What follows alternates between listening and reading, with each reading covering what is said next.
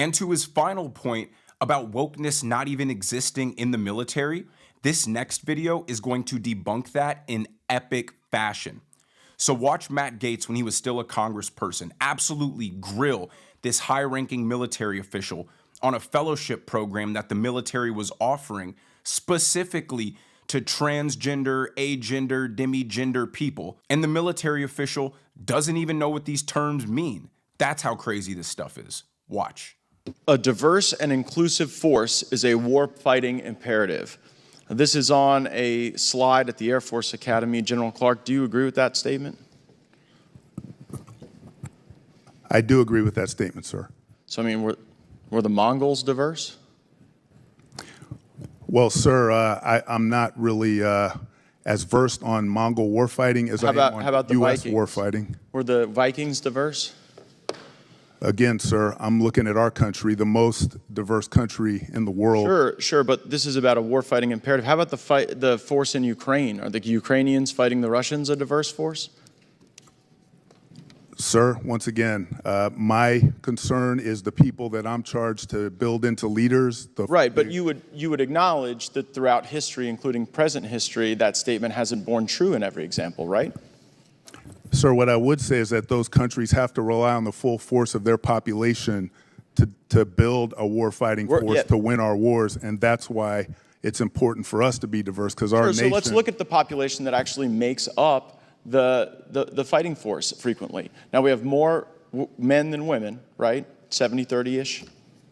That's correct. And of the men we have, most of them are not transgender men. Most of them are cisgender men, right? Yes, sir. But yet, at our academies, we push something called the Brooke Owens Fellowship. Are you familiar with that? I am, yes, sir. And in that fellowship, it specifically says, if you are a cisgender man, this program isn't for you. So you just said that your answer on why we do this full hug of these diversity concepts is because it's all about the fighting force that we draw from.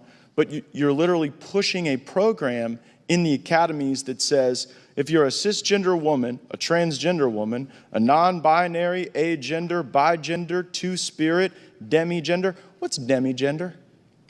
Sir, that's a term of the people that are eligible for that particular scholarship that is available to. It's a person who looks at their gender in a different way than I do, sir. Well, sure, that's all of these people. You're a cisgender man. You don't even get to apply. Well. Do you know what demigender really means? I'm not really sure, sir. Right. So do you know what agender means? All one word, not a space gender, but agender. Sir, I don't. Right. So here we are pushing a fellowship, calling for people that you don't even know what the words mean. And the number one group of people, the cisgender men, are excluded. Now, in the name of diversity, equity, and inclusion, should we be pushing programs that we can't define that exclude the largest group of service members? Well, sir, first, that program is not an Air Force Academy program. It's a program open to our entire country. Right, so but you guys advocate for it within the academy. We allow our cadets to apply for it. Why are you allowing your cadets to apply for a program when you cannot define the basic terms of eligibility? I mean, the people who this fellowship program are targeting clearly have some sort of mental issue going on. On top of that, they mutilate their own body. And at bare minimum, they're pumping themselves full of hormones of the opposite gender, which we know cause bone and joint problems, as well as another slew of complicated health issues, as well as make for an expensive medical upkeep for that person. So in what world does giving that kind of person preferential treatment over everybody else in the military lead to the military being more successful, more capable, and more lethal? And on top of that, this guy doesn't even know what these terms mean and is clearly just following and implementing some radical Democrat agenda. And he could be perfectly good at his job for all we know. But the fact that he's willing to sell his soul to the radical left and give up all logic and reason makes him incapable of properly serving the country.